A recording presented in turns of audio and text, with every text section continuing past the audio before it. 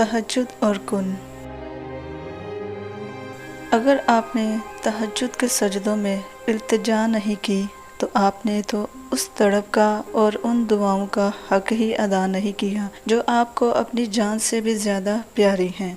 جو دعائیں جتنی اہم ہوتی ہیں انہیں اتنے ہی اہم طریقے سے خالق سے منوایا جاتا ہے۔ ان کے لیے راتوں کی نیند قربان کر کے جائے نماز تک خود کو لایا جاتا ہے۔ ان کے لیے سوتے جاگتے تسبیح کے دانوں کو گرایا جاتا ہے۔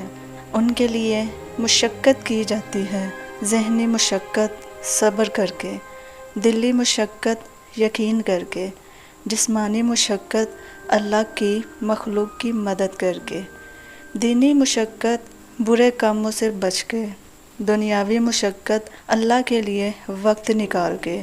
پھر ہی تو صلہ ملتا ہے، پھر ہی تو کن کا اجر لکھا جاتا ہے۔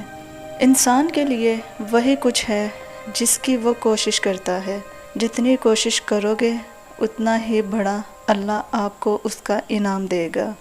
جتنے پیارے انداز میں اللہ کو مانگو گے اس سے بھی زیادہ پیارے انداز میں اللہ آپ کے لیے معجزے کرے گا۔ اور رات کی عبادتیں تو ویسے بھی اللہ کی محبوب عبادتیں ہوتی ہیں۔ آپ اس کو محبوب بنا لو، وہ آپ کو محبوب بنا لے گا۔ آنسو دعائیں ہی تو ہیں۔ کبھی کبھار ہمارے پاس آنسوؤں کے سوا اور کچھ بھی نہیں ہوتا، نہ کوئی لفظ، نہ کوئی کہانی، نہ کوئی التجا، نہ کوئی شکوہ، بس خالی ہاتھ ہوتے ہیں اور زار زار بہتے ہوئے آنسو ہوتے ہیں۔ دل اللہ سے بہت کچھ کہنا چاہتا ہے لیکن یہ سمجھ نہیں آتی کہ کیسے کہیں۔ اتنی تڑپ ہوتی ہے کہ اس تڑپ کے سامنے ہر دعا، ہر فریاد چھوٹی لگتی ہے، اور تب جی چاہتا ہے کہ بس اللہ یوں ہی سمجھ جائے، اللہ کو یوں ہی پتہ چل جائے کہ کتنی شدت سے ہمیں اس کے معجزے کی ضرورت ہے، کتنی شدت سے اس کی مدد کا انتظار ہے۔